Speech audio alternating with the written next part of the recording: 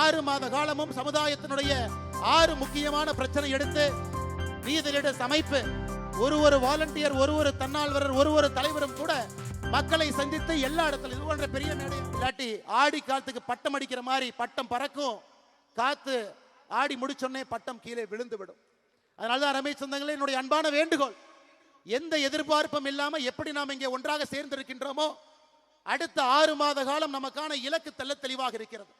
இந்த மாதம் முழுவதுமே போதைக்கு எதிரான விழிப்புணர்வு மாதம். 12ஆம் தேதி பொள்ளாச்சியில் நான் இங்கே பங்கேற்கின்றேன். உங்களோடு நிறைய இடத்துல நிகழ்ச்சி நடத்துறீங்க. 26ஆம் தேதி திருச்செந்தூர்ல, தூத்துக்குடியிலும் நான் இருக்கின்றேன். அதுபோல இடையில நிறைய நிகழ்வுகள் இருக்கிறேன். அதே போல அடுத்த மாதம் ஆகஸ்ட் மாதம் சுற்றுச்சூழலுக்கான மாதம்.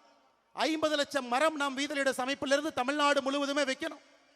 2000க்கும் மேற்பட்ட ஏரி குளத்தை சுத்தம் பண்ணும், நதி நீரை சுத்தம் பண்ணணும். அங்க போய் கலக்கிறவங்களை எல்லாத்தையும் நம்ம போய் பேசணும். அது ஆகஸ்ட் மாதம். செப்டம்பர் மாதம் பெண்கள் பாதுகாப்புக்காக ஒரு மாதம், செப்டம்பர் முழுவதுமே.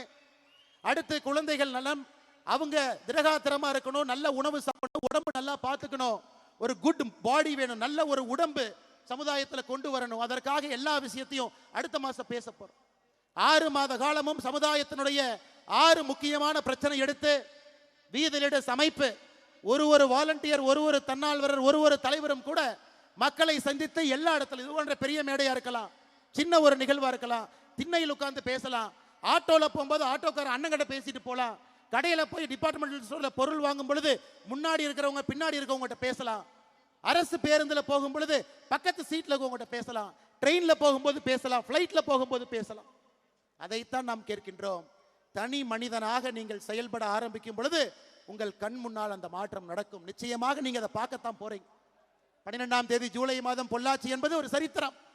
எந்த அழைப்பும் இல்லாம இத்தனை பேர் அவர்களாக தன்னெழுச்சியாக வருவார்கள் என்பதை பொள்ளாச்சி பார்த்திருக்கிறது.